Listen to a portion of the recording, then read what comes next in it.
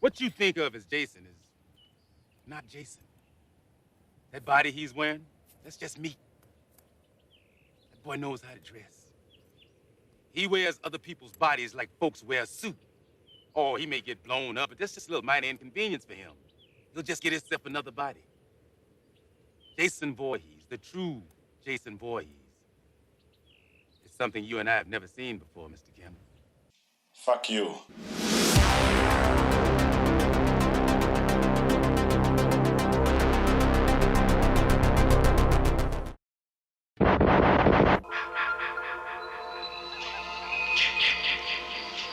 Hello? Who's that?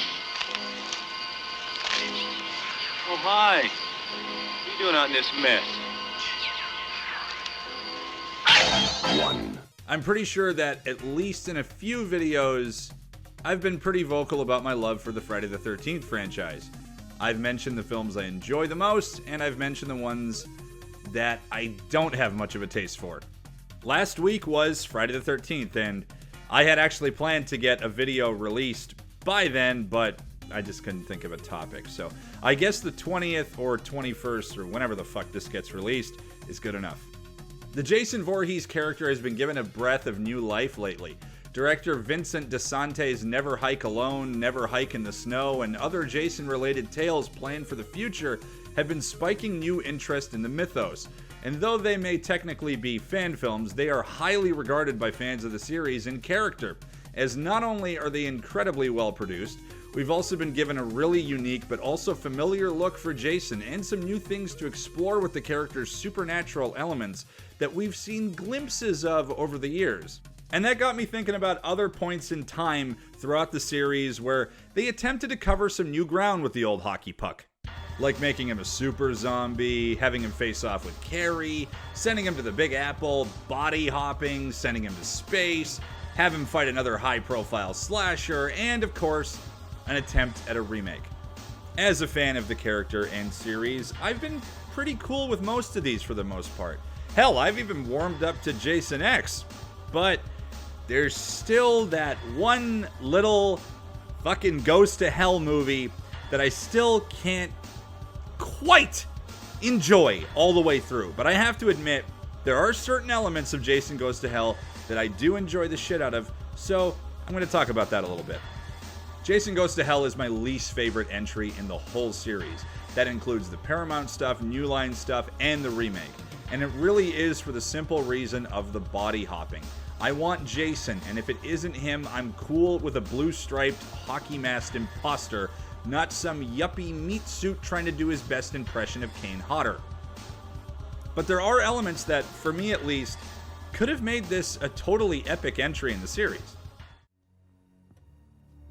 Yes, that's a probe.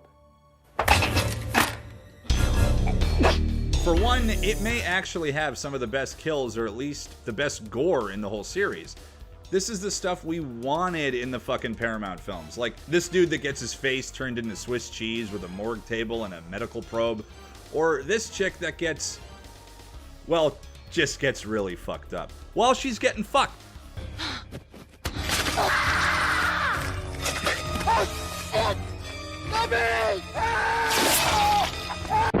And to piggyback off of this, the effects work in this film are stunning. The work put in by the K&B effects team is absolutely awesome. Very slimy and gory, particularly during the sequences when Jason's spirit hops to a new body and leaves the old one to literally melt away in an awesome body melting sequence this side of The Incredible Melting Man, Street Trash, or fucking Body Melt.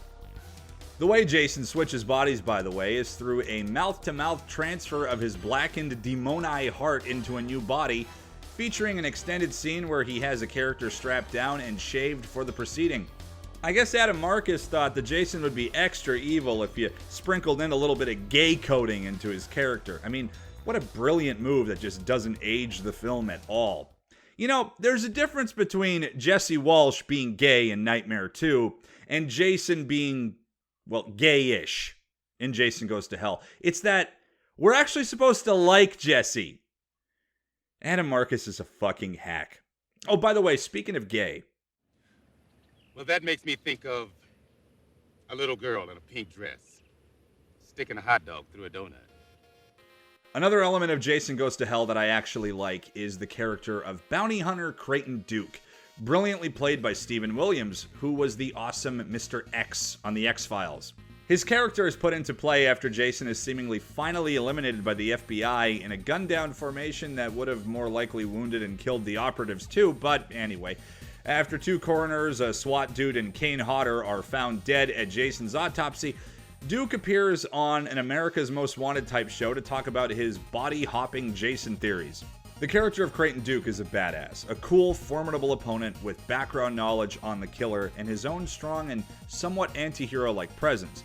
It isn't often that Jason got a genuinely worthy opponent, technically only faced Tommy twice, a literal knockoff of Carrie, and his smartest opponent was probably Ginny in Part 2, who was one of the only characters actually in the series to really put thought into who or what Jason might really be. This was a chance to really give Jason an Ahab in a movie that doesn't really have Jason in it. I think if they had gone for a more grounded approach where this film was more about a Jason manhunt, like let's say that sting at the beginning was a total failure, a squad of bad dude SWAT guys are left dead in the woods, so this Creighton Duke guy shows up. Where was he in the last 8 movies? I don't know, man. I mean, during the events of Part 7 and 8, authorities never really got that involved, so it could be that he was just the only one that noticed that anything weird was going on. I don't know, it would be a hell of a lot fucking better than Jason Invasion of the Body Snatchers here. This is something we hadn't really seen before, and in my opinion, it's a lot more original than body hopping. I honestly think that an FBI manhunt Jason flick with unsolved mystery style satire would have been great, especially with Creighton Duke leading the charge. I mean, come on. And finally, the last thing that I actually kind of like about this movie, and it's also something that I absolutely hate about this movie, and it's Jason's look.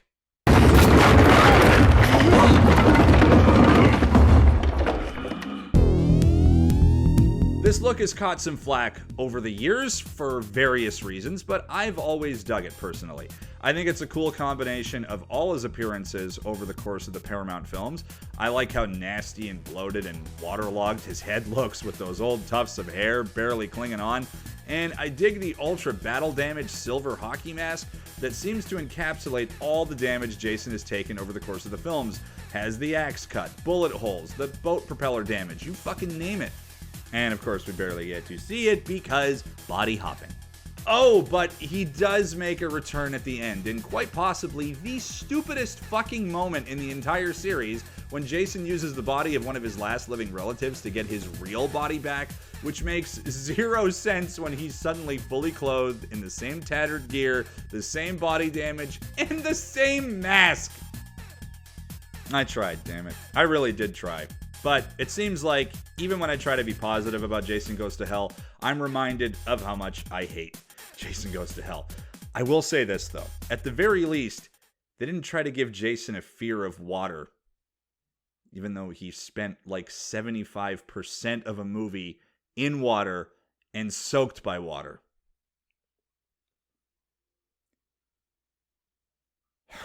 Adam Marcus and Ronnie Yu are butt horns.